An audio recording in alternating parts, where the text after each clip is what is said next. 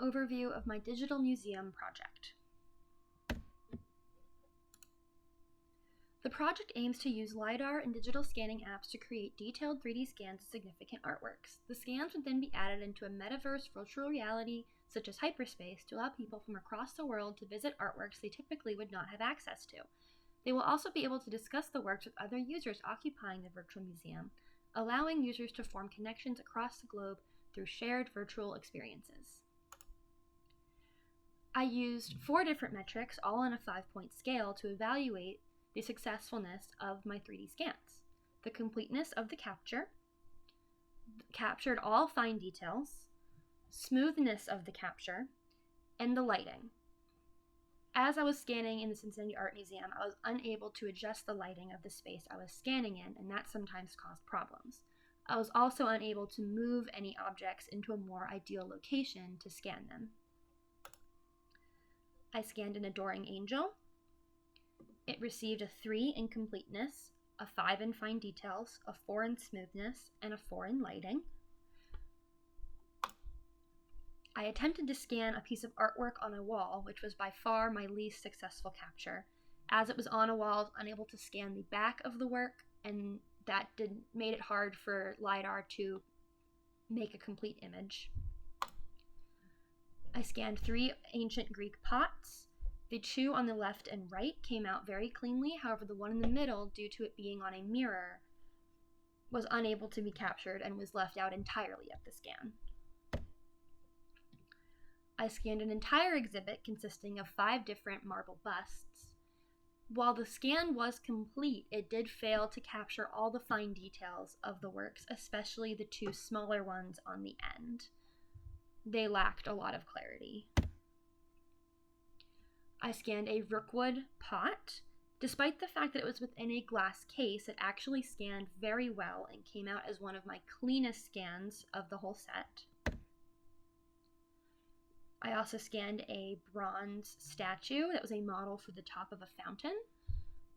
Due to its small size, it failed to capture a lot of the fine details, and the intense lighting made it hard for LiDAR to get a clear image and left a few holes in the 3D scan.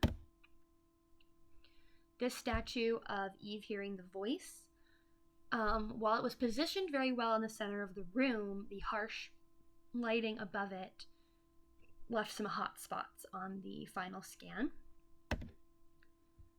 This lion funerary monument came out pretty clear. However, LiDAR scanning was unable to tell where the end of the statue was and where its pedestal started, so it is left on kind of a cantilevered surface.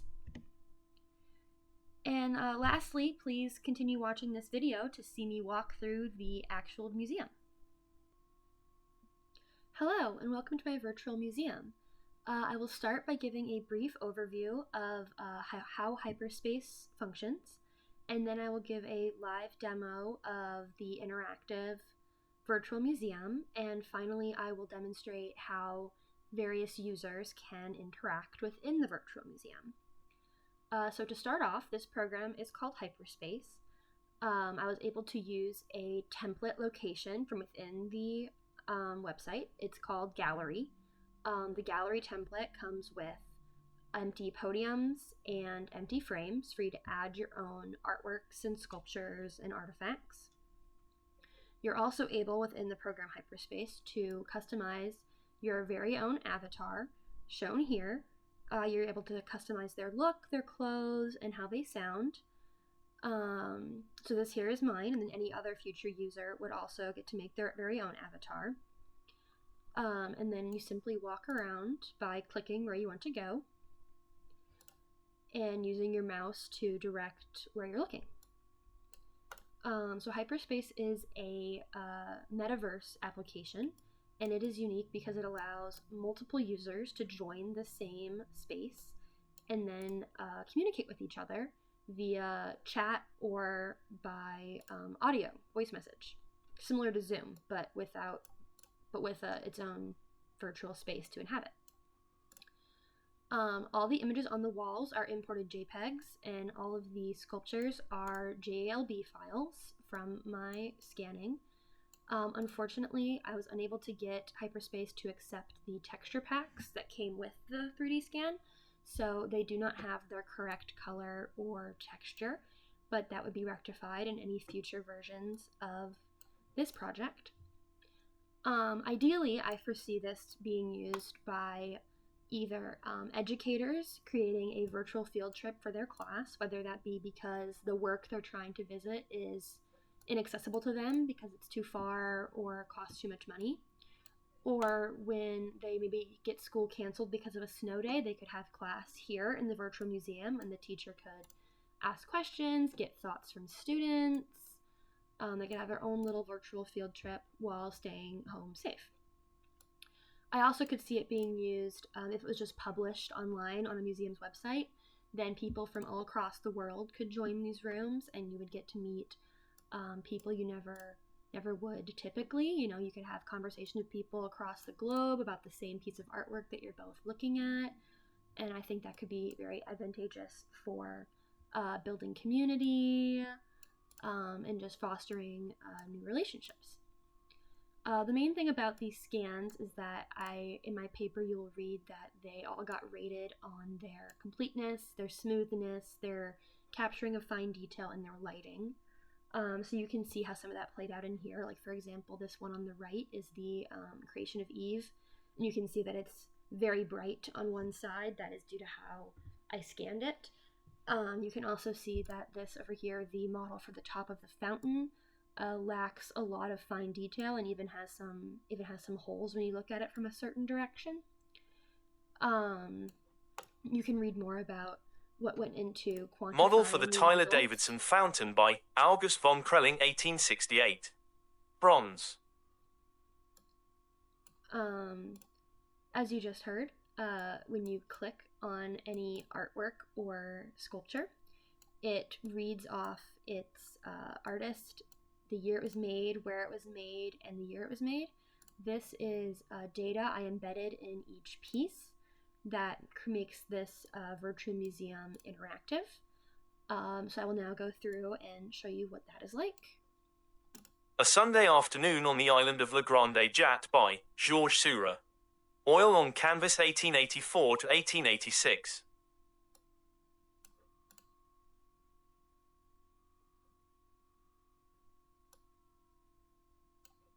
From right to left. Bust of a male official, Rome, 190 AD, marble. Portrait of a young Roman nobleman, Italy, 1st century AD, marble. Severan female portrait, Syria, 190 to 200 AD, marble. Head of a king, Egypt, 1295 to 1186 BC, limestone. Head of Kushte king, Egypt, 690 to 656 BC, greywacke.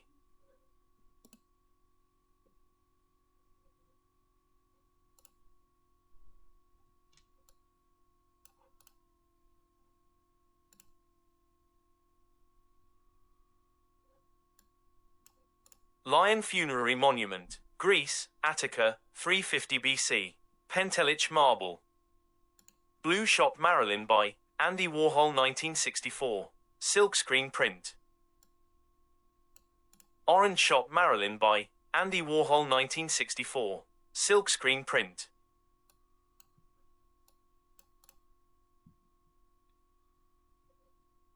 Sage Shop Marilyn by Andy Warhol, 1964, silkscreen print. The Scream by Edward Munch, 1893, oil on cardboard.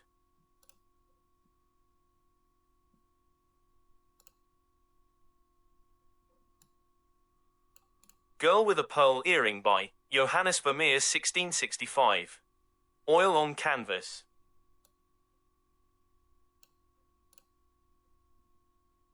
Rookwood in High Def by Roberto Lugo, 2022, glazed porcelain and enamel paint.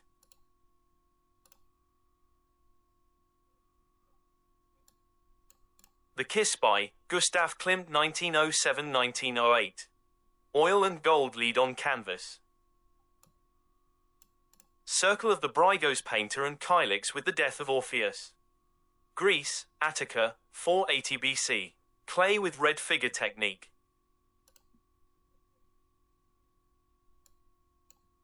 Eve Hearing the Voice by Moses Jacob Ezekiel 1904. Bronze.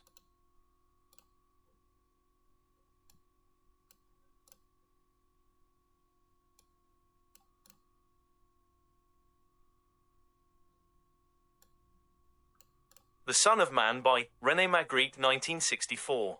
Oil on canvas.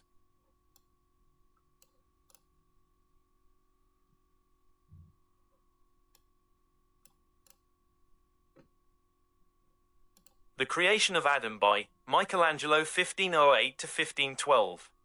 Paint and plaster.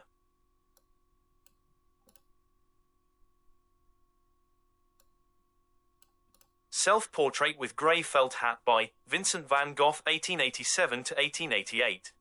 Oil on canvas.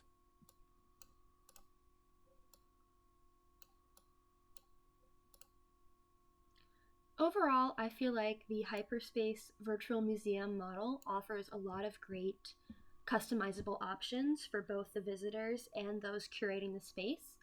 Nowhere else are you able to fully customize what you're showing, so you could make various exhibits pertaining to a certain artist, a certain time period, a certain topic of discussion for a class, and then each individual student or visitor can have their own personalized avatar, which really helps them feel like they're truly visiting this museum.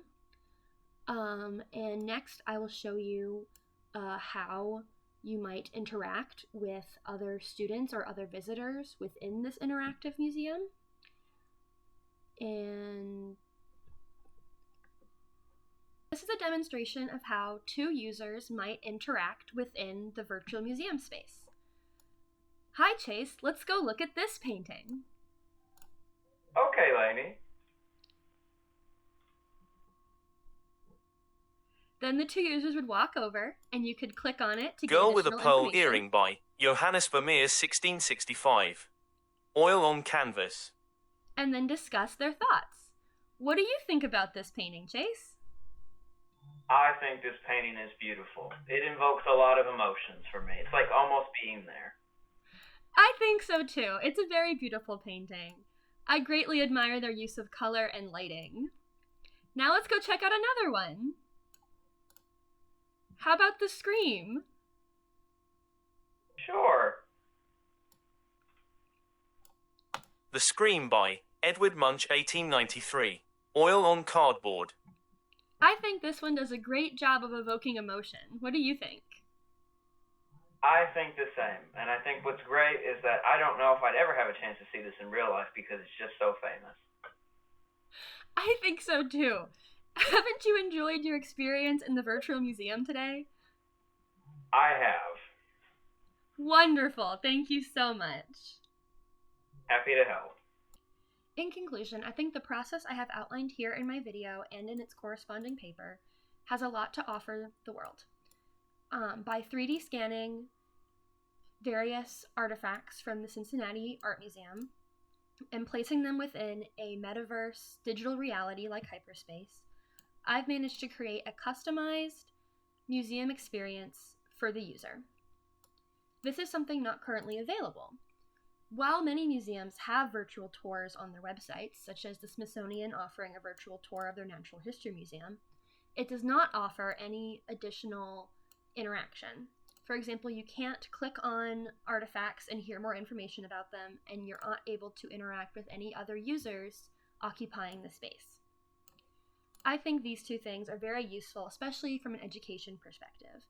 For example, if an art teacher was teaching a class on Vincent van Gogh and wanted to take her students on a field trip to view some of Vincent van Gogh's works, she would be hard-pressed to find a museum that had more than one in its collection.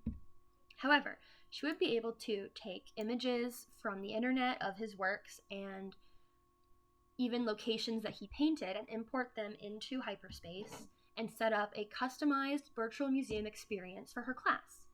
She'd then be able to send that link out to her students and have them all join. They could all walk through and have discussions about the various artworks, just like I demoed earlier on in my video. Further, if the Cincinnati Art Museum hired someone to digitally scan their entire museum and then import it into hyperspace, they could post that on their website and allow people from all across the world to join and have discussions about the artworks that are exclusive to Cincinnati. How great would it be to have a conversation with someone all the way across the world in Japan while looking at the same piece of art? It would bring together so many people. Lastly, although there were some drawbacks and some of the scans came out less than ideal, I think with practice, with greater technology, or with the help of the Cincinnati Art Museum to be able to adjust lighting, you could make flawless scans of all of the artworks present in the museum. And then you could have them saved in case anything were to happen. You never know, the natural disasters strike every day, and it's always good to have a backup. In the horrible event that something happened to the museum, it would be great to know that all of these amazing artworks were documented for future generations. I hope you enjoyed the tour of my virtual museum. Please visit anytime.